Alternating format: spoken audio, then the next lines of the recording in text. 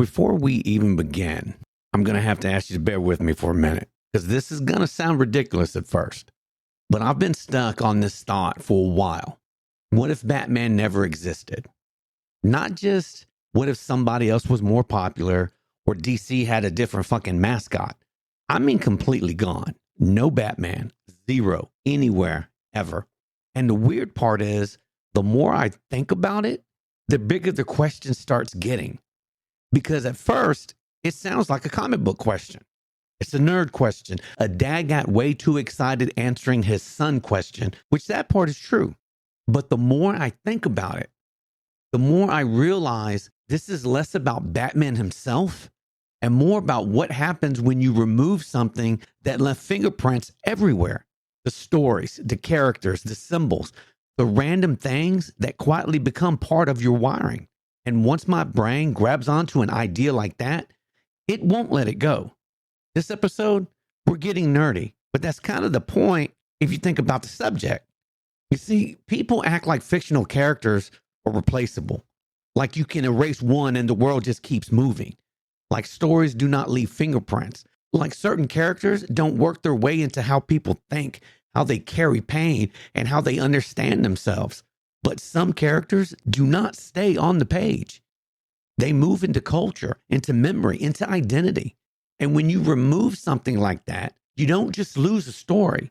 You lose ripple effects. You lose perspectives. You lose entire emotional lanes that maybe never even open up at all.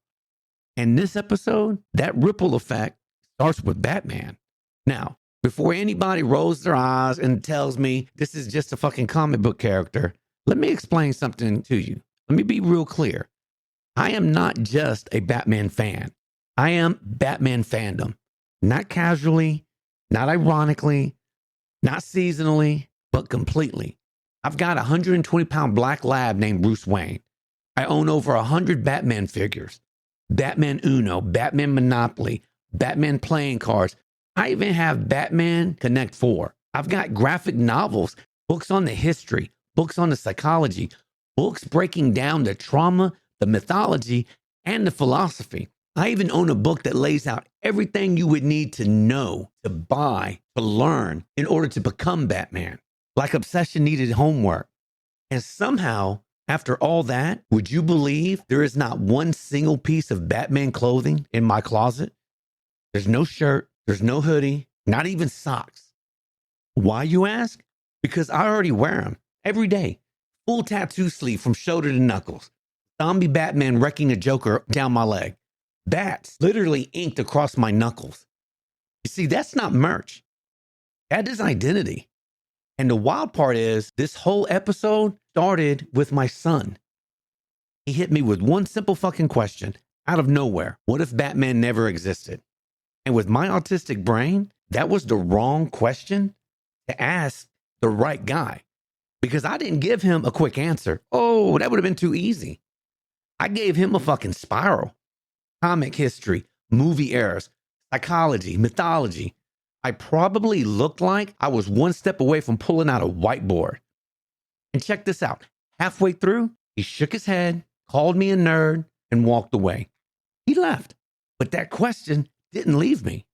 I've been pondering it for months because the more I sat with it, the more Batman started feeling less like a character and more like an infrastructure. One of those things that has been around for so long, people stop noticing how much weight it carries. Because if Batman never existed, nothing clearly fills that gap. The emotional tone of DC changes. The balance changes. The atmosphere changes. And maybe that sounds dramatic to you, but I really think certain fictional characters reshape culture. And Batman is one of those characters.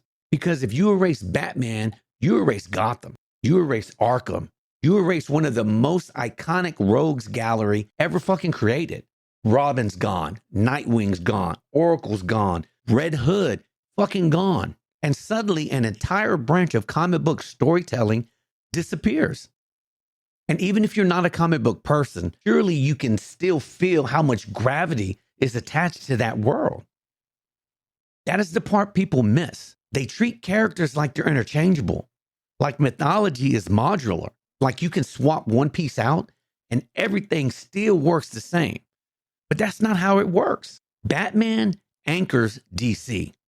Without him, the universe does not collapse loudly. It collapses quietly, like a building missing a load-bearing wall that nobody fucking notices until the cracks reach the ceiling. Superman still exists in that world, sure. Bright, powerful, ideal. But Batman? Batman changes the emotional spectrum. He is proof that human limitation can still stand next to God's. That you don't need powers to matter. You need will, discipline, focus, a reason to keep getting the fuck back up.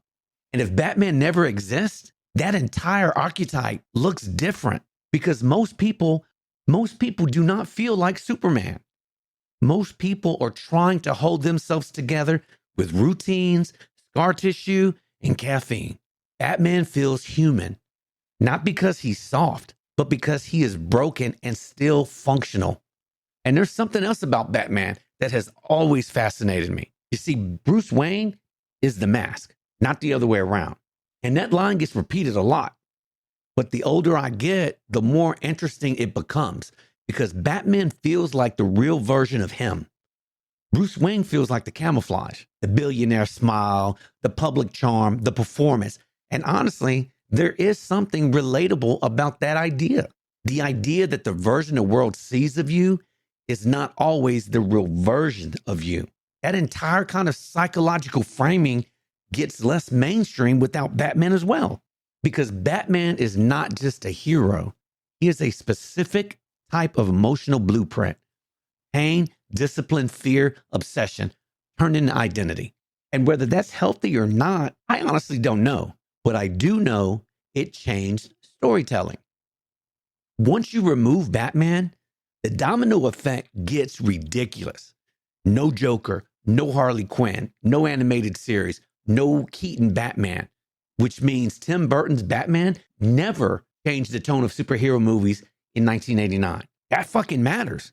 Because before Batman, comic book movies still had this reputation of being campy, safe, plastic, fucking goofy. Batman helped realize superhero stories could feel darker, more serious, more cinematic. That's not the only thing we lose if Batman never existed. We lose the Dark Knight trilogy. That means Christopher Nolan's career probably looks different.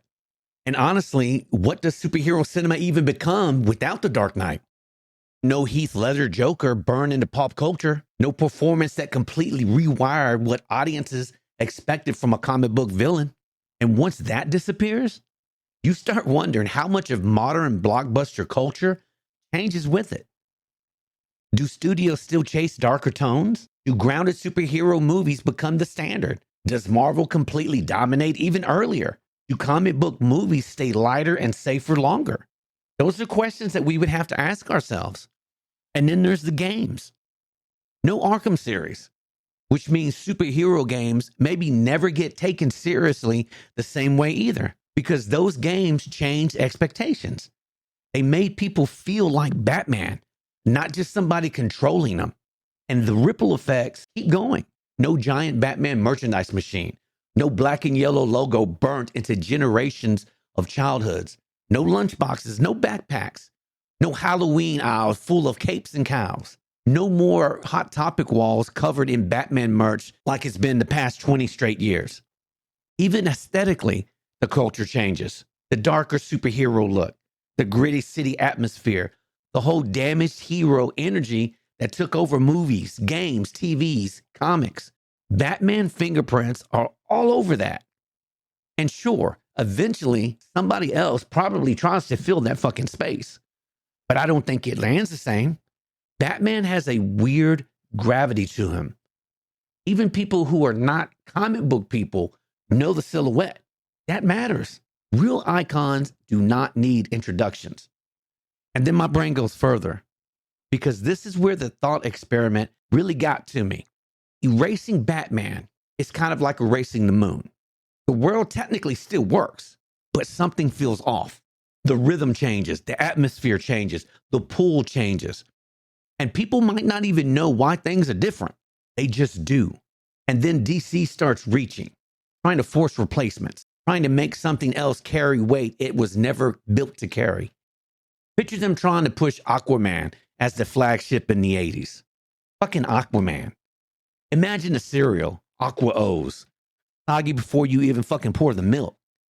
And listen, I like Aquaman, or at least the Jason Momoa version of Aquaman, but that's not the same energy. Batman looks like myth. Batman feels permanent. And once you go there, once you think about all that, the whole thing has to stop feeling cultural and start feeling personal. This is where the thought experiment finally turned around and pointed right back at me. So I started wondering, what parts of me look different if Batman never existed? Different tattoos, different obsessions, different references. Maybe my dog has another name. Maybe instead of having a 120-pound black lab named Bruce Wayne, I got a 9-pound miniature schnauzer named Finmore.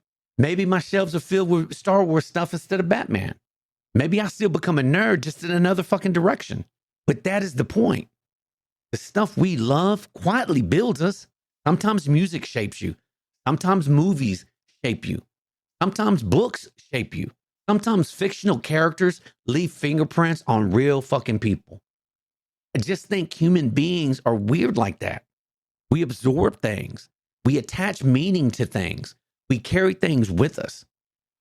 And sometimes something fictional helps you survive something real or understand yourself a little better. Maybe it just makes you feel seen for a second. And if Batman never existed, some of those connections never happen either. Because for me, Batman is architecture. He shaped how I think about discipline, endurance, persistence. Batman did not teach me to fight. He taught me to endure. And honestly, maybe that's why this question has stuck with me for so long. Because if Batman never existed, I still probably become me, but not this version of me. And that is weird to think about. So when my son asked, what if Batman never existed? He probably thought he was asking a comic book question. But somewhere along the way, my brain turned it into a question about ripple effects, about influence, about how fiction quietly shapes the real world. And honestly, maybe I'm just overthinking it. I'm probably overthinking it. But I believe that's kind of the point, right? It's kind of what this show is. Me just sitting here, blowing clouds, following weird thoughts further than I probably fucking should. And tonight, this is where my brain went. And if this episode got your brain moving as well, if it made you think about Batman or your favorite character or the weird shit that shaped you growing up, come find me. Hit up the website, thirdeyehighpodcast.com. That's where the full episodes live. That's where you can find the blog, extra thoughts, and all the little spirals that don't always fit into one recording. You can also find Third Eye High on TikTok, Instagram, Facebook. Come hang out there. Drop your thoughts. Tell me what fictional character left fingerprints in your life. Because honestly, I enjoy seeing where somebody else's brain goes after hearing where mine went. So to my son, thank you for the question. And thank you for calling me a nerd, because you're absolutely right. I am a nerd. And this nerd right here will probably keep thinking way too hard about fictional characters for the rest of his life. Because understand, without Batman, a lot more changes than people realize. Or maybe it doesn't. You know what? Maybe I'm just high. Either way, gotta admit it's a crazy thought, right? Stay curious, stay lifted, stay third eye high.